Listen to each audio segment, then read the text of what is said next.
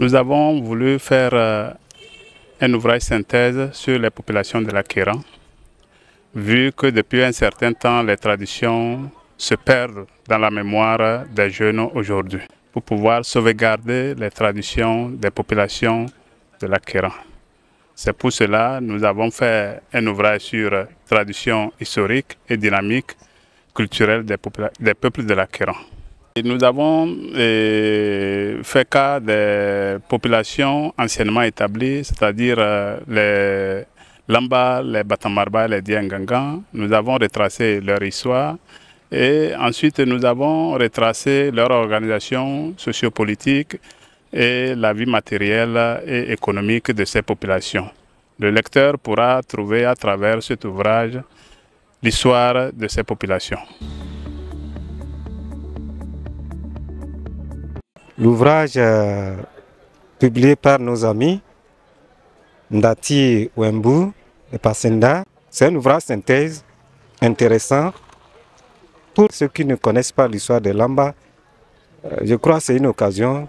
Ils peuvent la voir et facilement comprendre ce que ces peuples ont eu à faire dans leur quotidien dans l'Akéran, sur le plan économique, sur le plan culturel, sur le plan religieux. Sur le plan développement, l'ouvrage permet de comprendre les cultures, puisqu'on dit qu'un peuple ne peut jamais se développer si il se détache de sa culture.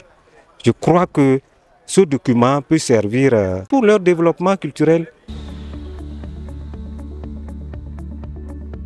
Cette présentation de l'ouvrage qui a été rédigé par 3 de nos collègues du département d'histoire est une contribution à la meilleure connaissance du patrimoine culturel des peuples de l'Akéran. Les échanges que nous avons eus cet après-midi montrent combien il est très important pour nous en tant que chercheurs togolais de pouvoir davantage creuser au niveau de nos terroirs pour d'abord faire connaître les différentes cultures, les traditions de nos terroirs et voir dans quelle mesure, à partir donc de ces racines culturelles, nous pourrons en réalité envisager un développement harmonieux fondé sur une meilleure connaissance du passé.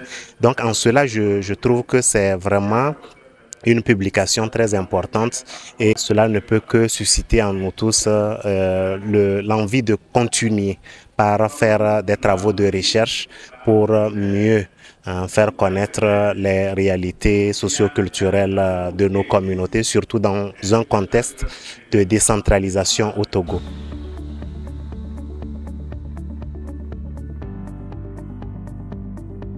C'est une première collaboration que nous espérons pérenne dans le temps.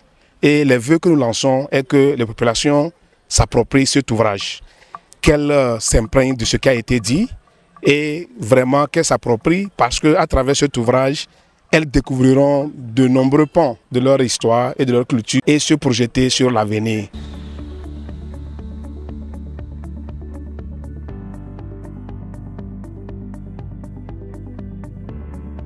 Thank you.